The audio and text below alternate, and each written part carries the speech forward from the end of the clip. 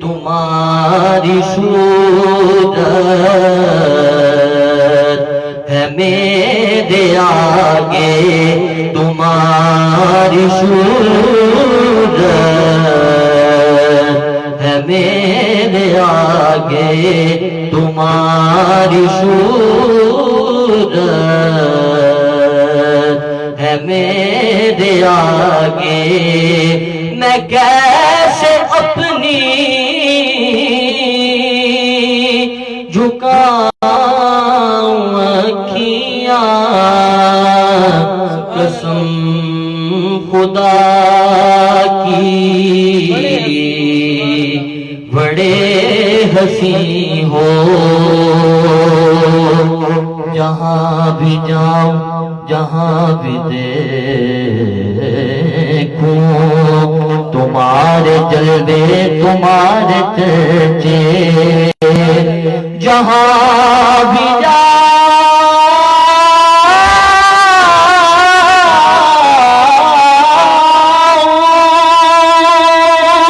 جہاں بھی دیکھوں، تمہارے چرچے، تمہارے جلوے، تمہیں بسے ہو، میری نظر میں تمہیں بسے ہو، میری نظر میں کسی کو میں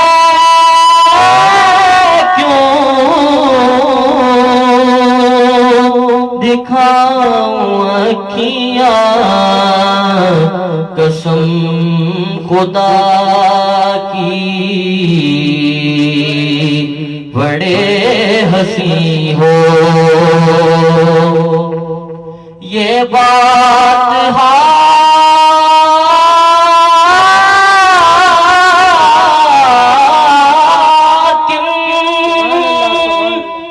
میں سوچتا ہوں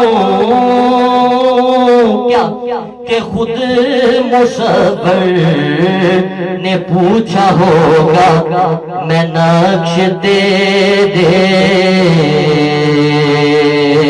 بنا رہا ہوں، میں نقش دے بنا رہا ہوں، بتا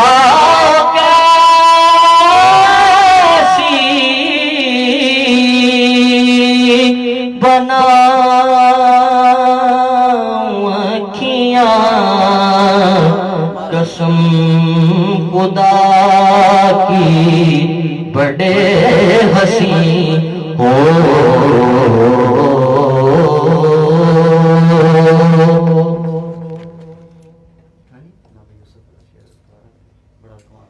ہاں نماز پڑھنے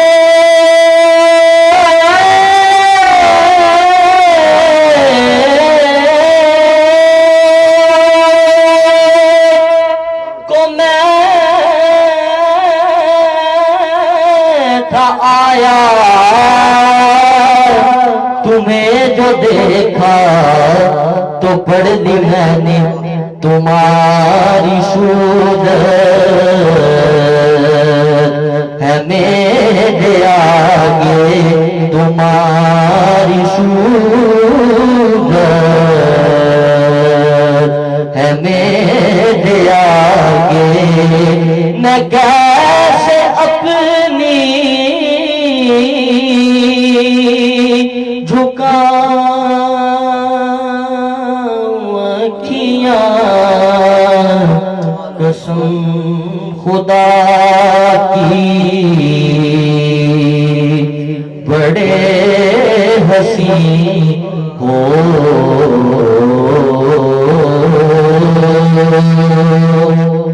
ماشاءاللہ سبحان اللہ۔ بڑھتے ہیں آج کے موضوع کی طرف جو لیلۃ القدر کی فضیلت کے حوالے سے ہمارا آج کا موضوع ہے۔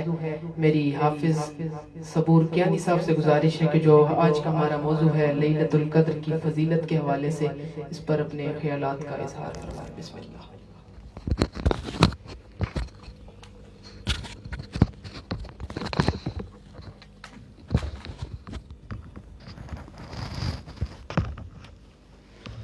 اعوذ باللہ من الشیطان الرجیم بسم اللہ الرحمن الرحیم بسم اللہ والصلاة والسلام علی رسول اللہ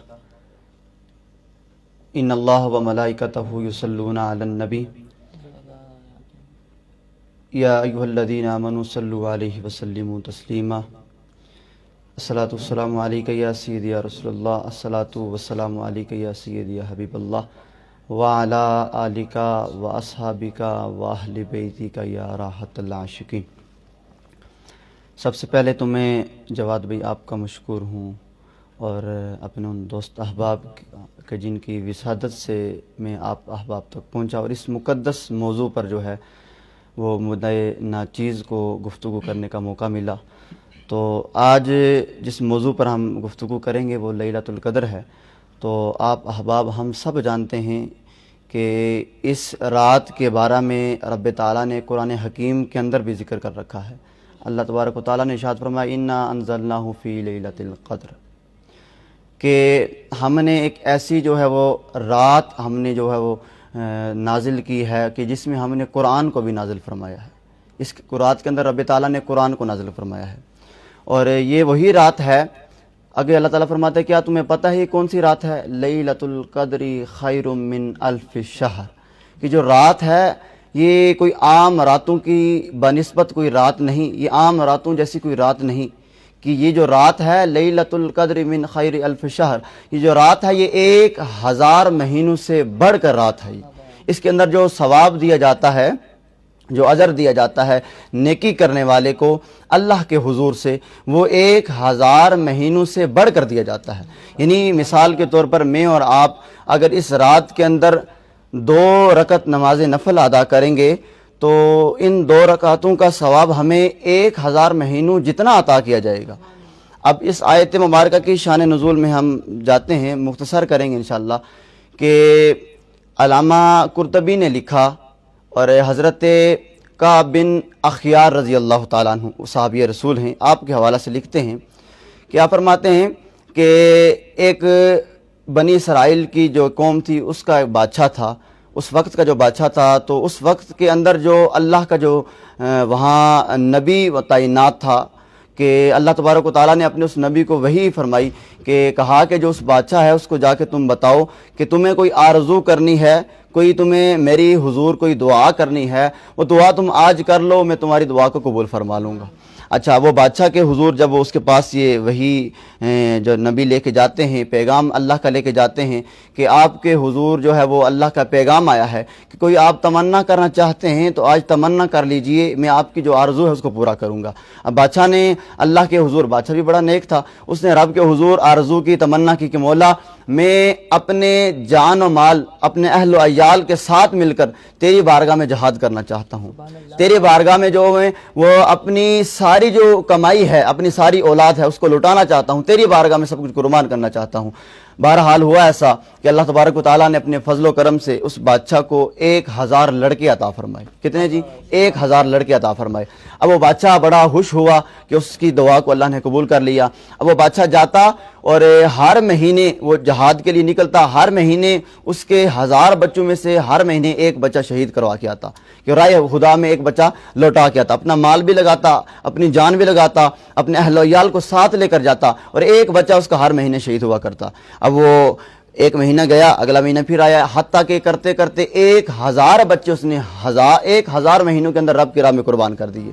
1000 بچوں کو رب کی راہ میں قربان کر دیا۔ اب یہاں تک اس کی عبادت محدود نہ تھی، اس کی رب تعالیٰ سے جو رب تھا یہاں تک محدود نہ رہا، بلکہ وہ دن کو روزہ رکھتا اور رات کو رب تعالیٰ کے حضور قیام کرتا، رات کو رب کی تسبیح و تحلیل کرتا، اس کے حضور جھک جاتا، قیام و رکوع کرتا رب کے حضور۔ اب دن کو روزہ بھی رکھتا اور مہینے میں جب وہ جنگ کرتا تو وہ روزے کی حالت میں جنگ کرتا۔ اب آپ اندازہ کریں کہ جو شخص ہو اور 1000 سال کی عمر پائے، 1000 سال کے اندر وہ جو ہے وہ جنگیں لڑے اور 1000 بیٹوں کو قربان بھی کر دے, دن کو روزہ بھی رکھے, رات کو قیام بھی کرے. اب کس قدر عظیم شخص ہو گیا, کتنی بڑی عبادت کا اس کو مرتبہ مقام مل گیا, کتنا بڑا اللہ کا قریب ہو چکا ہے. وہ بادشاہ تھا, اللہ نے بڑا قرب عطا کیا اس کو. اب یہ جو بات صحابہ کرام تک پہنچی نا کہ یار ایک شخص تھا اور بادشاہ تھا, وہ 1000 سال تک اللہ کی عبادت کرتا رہا, دن کو روزہ رکھتا, رات کو قیام کرتا, اپنے بچوں کو 1000 بچوں کو رب کے حضور قربان کر دیا, رائے خدا میں قربان کر دیا,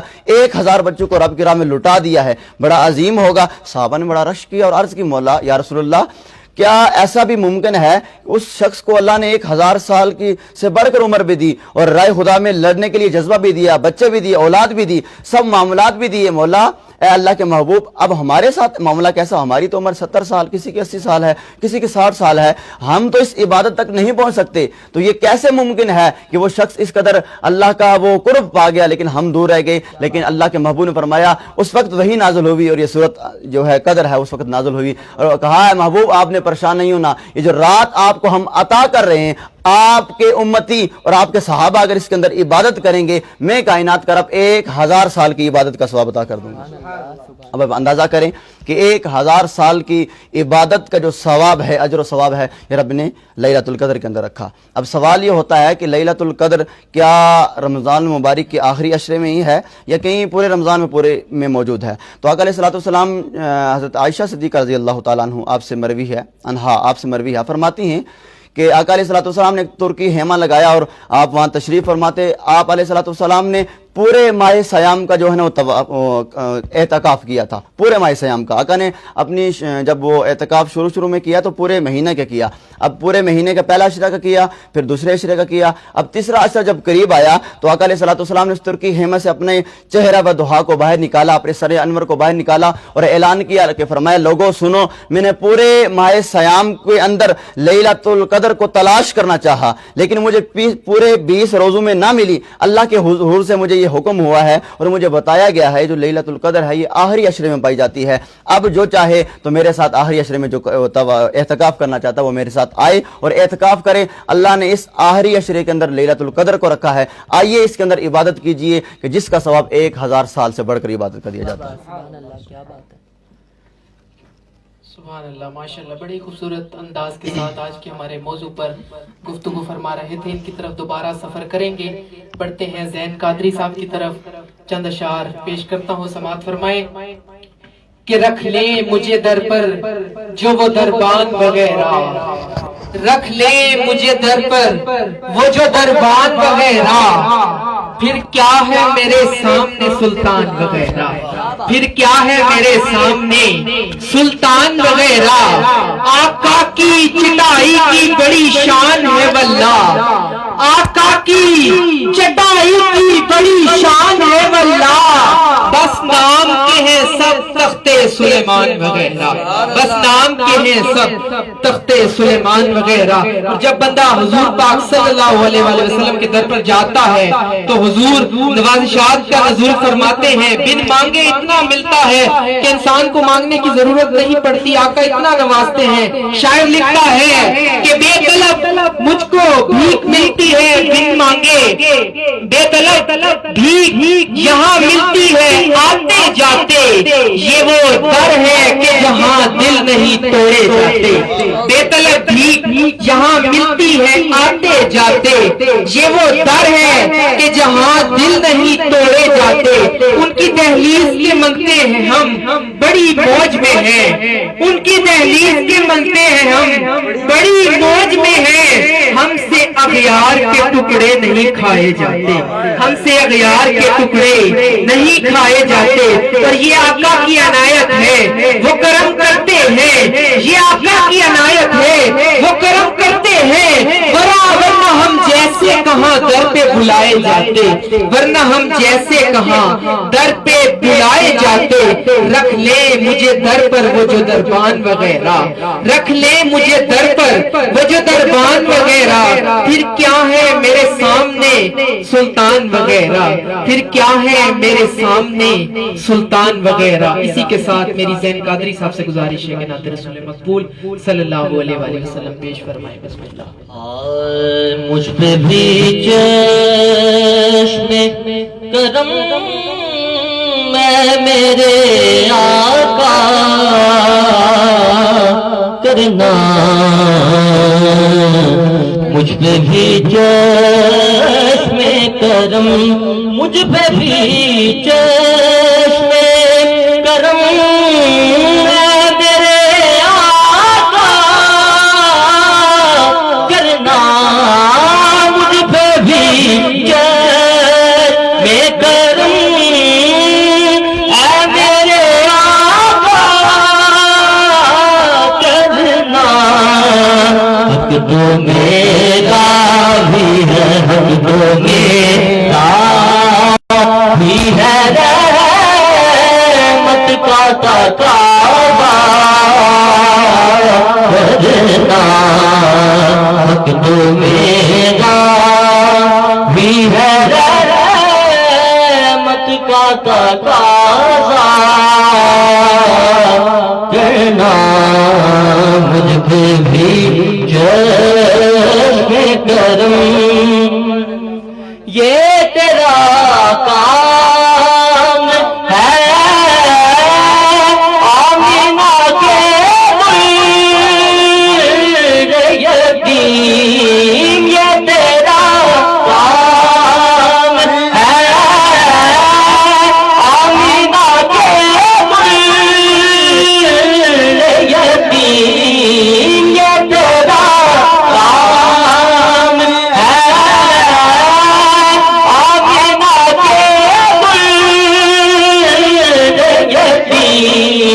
ساری امت کی شفاعت کرنے تنہا کرنا مجھ پہ بھی چشم کرم تو کسی کو بھی اٹھا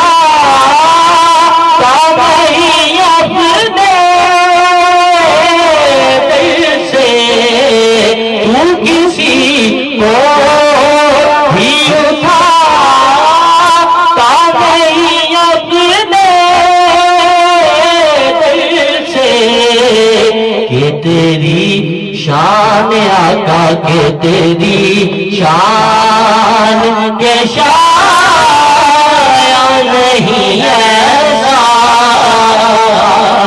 کہنا کہ تیری شان کے شایع نہیں ایسا کہنا مجھ پہ بھی چشم کرم مجھ پہ محشر میں نصیر ان کی نظر پڑ ہی گئی مجھ پہ محشر میں نصیر ان کی نظر پڑ ہی گئی کہنے والے دیکھو کہنے والے اسے کہتے ہیں خدا کا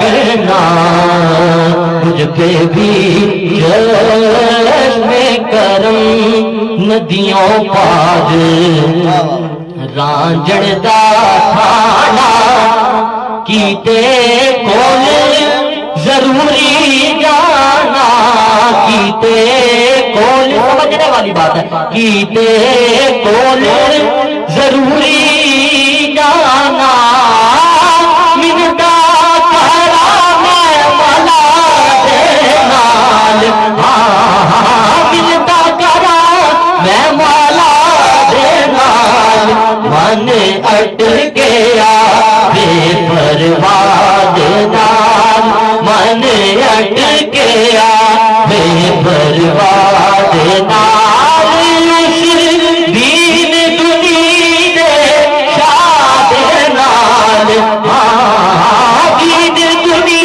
دے شاد نال من اٹ گیا بے پرواہ نال قاضی ملا متی دے کرے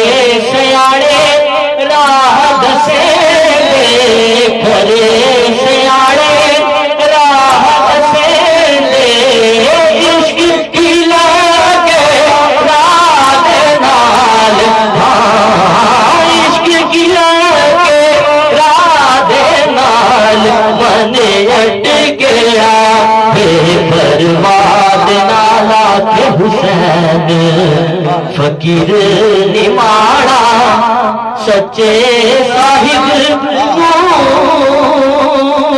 میں جانا سچے صاحب نو میں جانا اور تم اللہ دے نال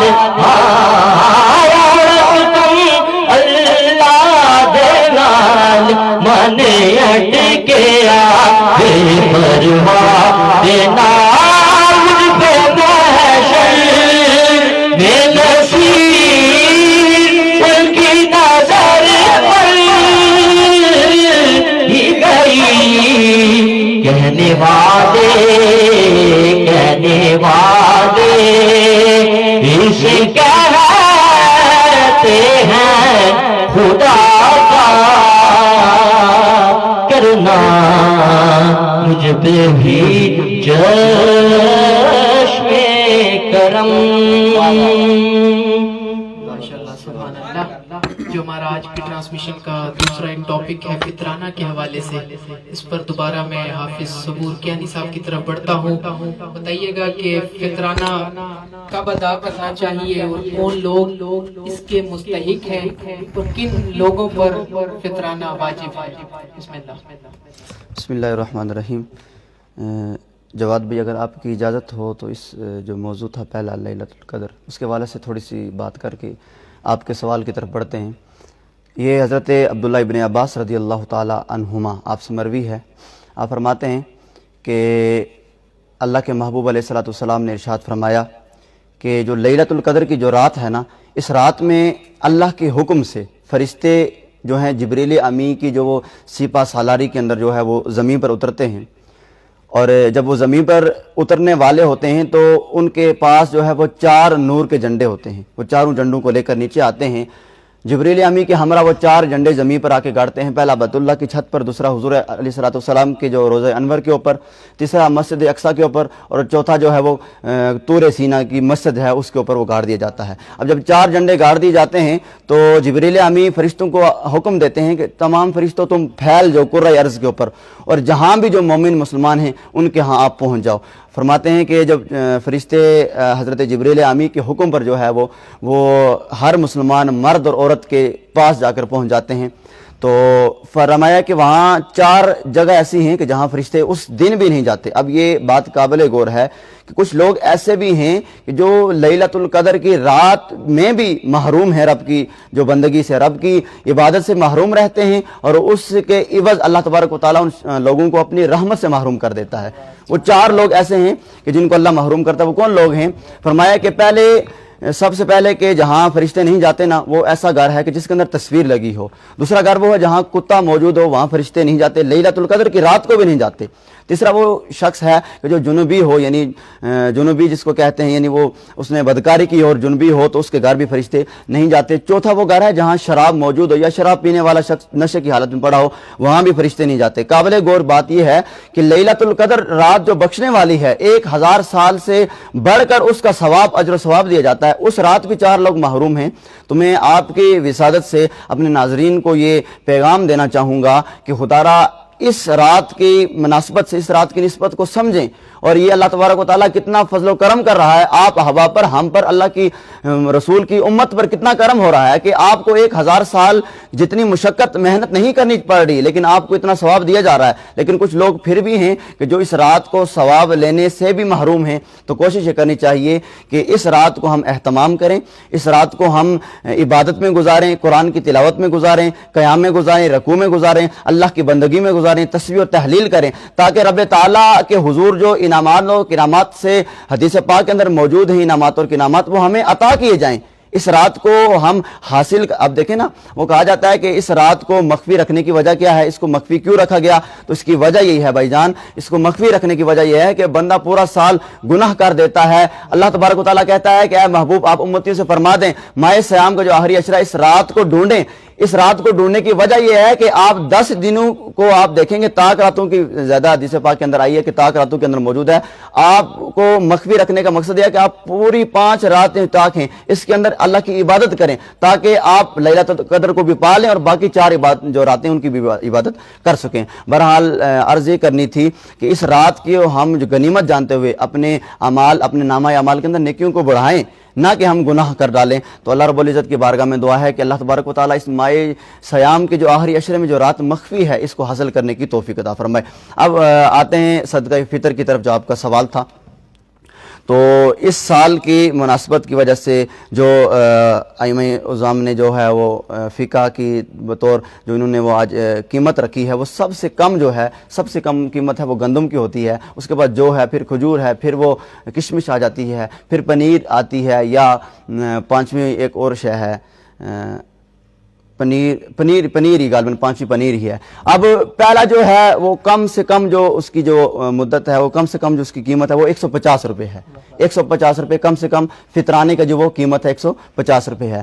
اب وہ گندم کی ہے وہ 2.25 سیر بنتی ہے، پھر جو آتی ہے وہ 350 ہے غالباً، پھر اس کے بعد کھجور آ جاتی ہے وہ 1000 روپے ہے، اور پھر کشمش ہے وہ 2200 روپے اس کا ریٹ بنتا ہے۔ اب فطرانہ جو ہے آپ یاد رکھیے کہ ہر شخص کو اپنی استطاعت کے مطابق دینا چاہیے۔ ہمارے ہاں یہ رواج بن چکا ہے، مروج ہو چکا ہے کہ ہم اگر مہنگے سوٹ بھی پہنتے ہیں، اچھا کھانا بھی کھا لیتے ہیں، گھر بھی اچھا بنا ہے، لیکن ہم نے فطرانہ 150 ہی کی جو وہ قیمت اسی پہ دینا ہے۔ نہیں، ایسا نہ کیجئے۔ آپ جس گھر میں فطرانہ دیں کم از کم آپ اس قدر دیں کہ ان کا بھی کچھ بن سکے، یہ کوشش کرنی چاہیے۔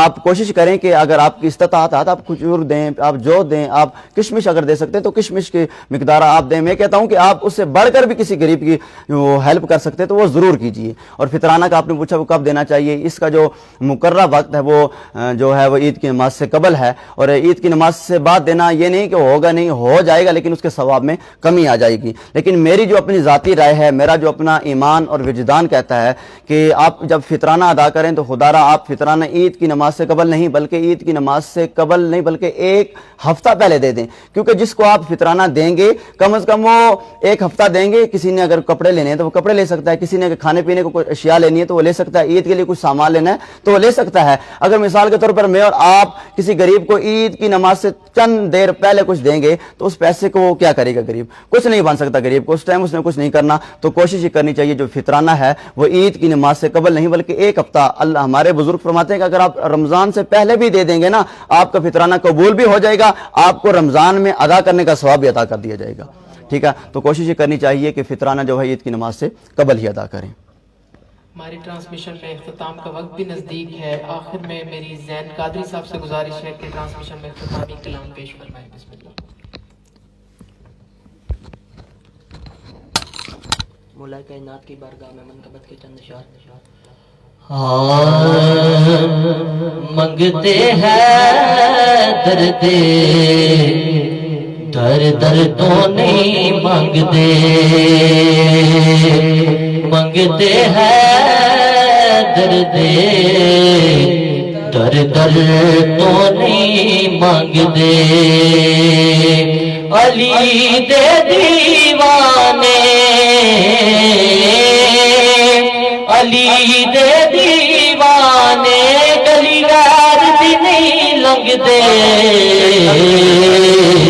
منگتے ہیں درد در تو نہیں مانگتے۔ اور کیا خوب حاکم صاحب نے لکھا ہے، جنہیں بھی غرور ہو میں بھام جتنے ہنیر ہو میں،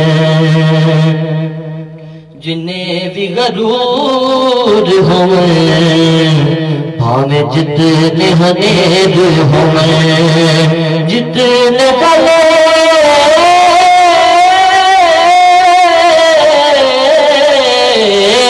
جتنے گلے ہو میں، او بھاؤ جتنے بھی شیر ہو میں،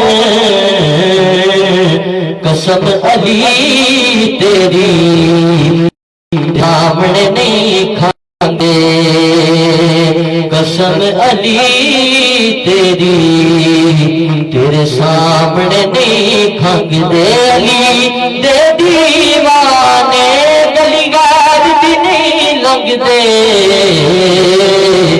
منگتے ہیں درد در در تو نہیں مانگتے. اور میری حاضری کا آخری شعر حاکم مدتا دے ہوئے دور بھلے پھینے اس زمانے اس زمانے سخی ہور بھی دیکھنے زینب دے بابا پر تیرے نہیں آنگ دے. زینب دے بابا پر تیرے نہیں آنگ دے. علی دے دیوانے گلی گار دی لنگ دے